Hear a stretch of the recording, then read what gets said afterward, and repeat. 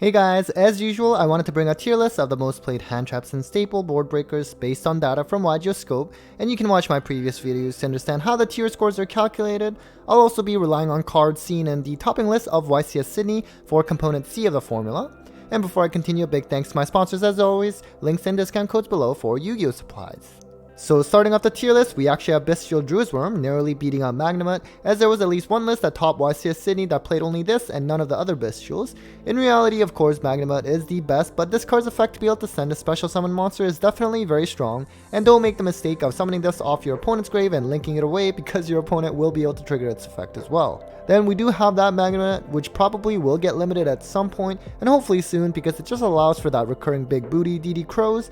Not only are the Bestials very disruptive as hand traps, but even in matchups where they won't do anything to your opponent, they can still serve as extenders, particularly in a deck like Tearlaments that they can use Bestials to go into Beatrice or Barone or other plays. Not surprisingly, the top 3 spots are all taken up by the Bestials, and Serenir is definitely the worst of the 3, although at least for branded centric decks, its ability to dump a branded spell trap can definitely be useful. We do have the new Bestial coming out in Photon Hypernova, so that will probably replace Serenir for most deck lists out there.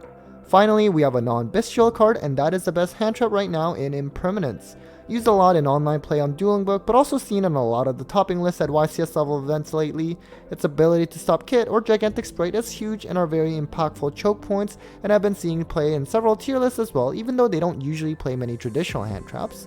Then we have Dark Ruler, which has been going up in popularity lately after a small initial dip in play a month or two ago. While you need a lot more than this to get through a tier board, which sort of builds on itself as you try to progress your turn, it's still nice to have and particularly useful against Sprite and Flunder, which are the 2 other best decks after tier, and you will very much likely see a lot of them in online play or in real life events. With the increase in play in Dark Ruler, perhaps there might even be an increase in play in Anti-Spell Fragrance as well. Next, Triple Tactics Talents was technically categorized as tier 2, but because it's still at a score of well over 100, I moved it to tier 1, and I think that is justified because this is a very strong card right now and seen in a variety of deck lists. This is the one card that is making certain players shotgun their Dimension Shifter and play into Gamma because they are more likely to be on Talents than on Gamma, although up to you on how you want to take that risk. All of its effects are handy and can single-handedly change the flow of the game, and particularly in Tearlaments, make them deadly than they already are and allow them to out cards that they otherwise might not be able to with their engine, such as Crusadia Avermax. In Tier B, we have Twin Twisters, which interestingly enough actually did not see much play on Dueling Book, but did see a lot of play among the topping lists at YCS Sydney, and that's why it boosted up the tier score. Really strong to be able to snipe that Dreaming Town against Flunder, and being able to pitch a Kelbeck or a Gito or even Angler for Sprite can even lead to this card being a plus. The downside of this card is that there is a bit of a growth in runic decks lately, and Hugin can protect the back row, so keep that in mind. Next we have our once #1 hand trap in Ash Blossom, which at least is slowly coming back up in play and does have some good utility in this format. Being able to stop the Sharon or Havness is actually decent so that you don't let them snowball into multiple fusion plays, and Branded Bestial is also a tier 2 strategy that's seeing a good amount of play, and it's pretty funny how strong Ash is against a Branded Fusion even if they have Branded Lost. And then we have Effect Failure, which is similar to Imperm. Stopping that monster effect can be deadly when used at the right time, although the downside with this one is that it can play into Talents. But in a deck like Branded Bestial, for example, where they can draw mid-turn with Branded Regained, drawing a Veiler is likely more live than drawing an Imperm, so both have their pros and cons. Next we have Lightning Storm, which has been solid in play the last month or two and can be a blowout. From a monster destruction point of view, I think Regeki has a solid stance in the current format right now as well, but Storm can be a bit more versatile as it can have back row as well. Can conflict if you summon Bestials on your opponent's turn though, so that's the only downside right now. We then have Gamma, and earlier I spoke about potentially people shotgunning D-Shifter in standby to play around Talents, but that does play into Gamma, which several tier limit lists do run for that exact scenario. Gamma is incredibly strong against a variety of decks, although funnily enough it's a level 2, so if your opponent is playing Sprite and they have Tactics, they can just take your Gamma and combo off. While I don't like putting too much emphasis on the match win percentage when a card is used because its interpretation is not as straightforward, Gamma did have a very high win percentage, so could potentially prove its high impact. Next we have another quick playback removal in Cosmic Cyclone, which has strong utility in the current format as you can remove something like Tyrant Solic without its effect triggering, or play around Hugin's card destruction protection. Life point cost is usually fine, but the real downside to this card is only being able to target one card. And then we have Cash Share Fenrir, which has been seeing a good amount of play among the topping list at the YCS, and definitely seeing play as an engine as well, and not just as a staple to out certain cards. This card definitely puts on the pressure whether going first or second, and allows some flexibility in deck building as you may not have to main deck much back removal or at all, since this can take out floodgates. Can conflict with Bestials of course, but it's a very nice card to have in a lot of decks, particularly in Earth decks like Naturia Vernaself or Madolche Vernaself, which can revive this card from the grave. So we start tier C with Nibiru, which if you saw my YCS Sydney top cut breakdown actually returned in appearance as one of the most played hand traps among the topping list. Sorta disappeared in the last couple months because it did not seem as great against tier limits, and Sprite always has gigantic, but the more people don't respect and play around Nib, the better it becomes and makes a return. Can definitely punish players and sadly punish rogue decks a lot more than tier 1 strategies. Still a sneaky good card to have in the side deck in this format. Next we have Dimension Shifter, which of course would be higher on the tier list if more decks could actually play this card. Now sadly there's a lot of decks out there that cannot really play optimally under Shifter, but play it anyways only because it stops tier elements and is the best hope against it. Being able to banish anything instead of being sent to grave really craps on most strategies out there and gains a lot of hate as there's not much you can do against it to stop it. Curious to see whether TCG hits this on the ban list like the OCG did.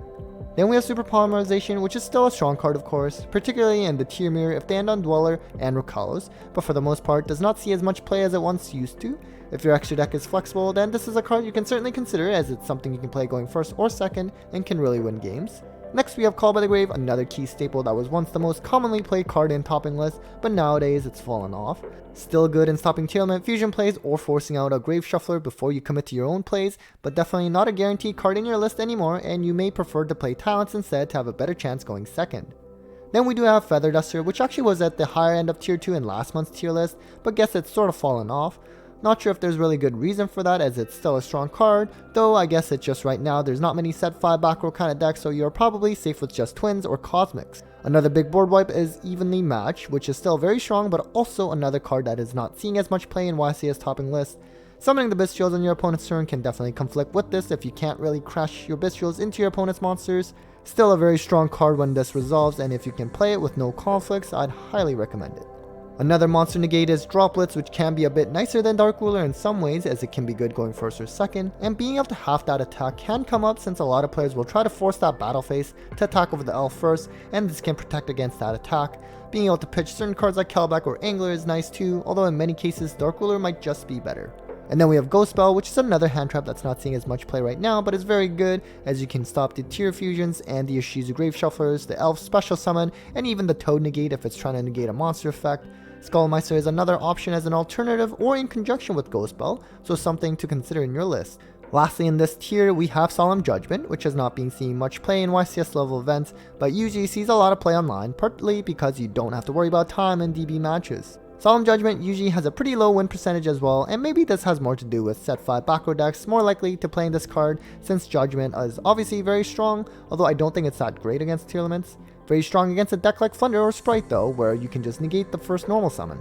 Then in the final tier we have DD Crow, which while not as great as the Bestial, still has its own utility and can banish any card and can actually be useful against other counter tier element strategies like Naturia. Banishing the Swap Frog can also be huge as well, so if you don't want to play Bestials or don't have them, you can consider a combination of Crows and Bells or Meisters. And then we have Lava Golem, which does not see as much play nowadays in YCS topping lists, but if you can play without a normal summon, definitely consider playing this. Keep in mind that Lava Golem is still a special summon, so it's not good against Thunder if they have the barrier statue up. The burn effect is nice too in this format where everyone's trying to win in time, and it's also a classic anime card as a nice bonus. Lastly, we have Droll, which I think is another very sneaky good hand trap right now and deserves to be higher on this list, but just was not played that much on Dueling Book and did not see that much play at YCS. Being able to stop adding for the turn can be pretty impactful and really strong against Thunder if they didn't use Shifter. Also kills rogue decks as well and can catch a lot of players off guard as they are probably not playing around Droll in this current format. Alright guys, so that was it for this month's hand trap and staple tier list. Hope that was interesting. The next YCS is the remote Latin American YCS, so let's see how the hand trap and staples among the topping list change at all for that event.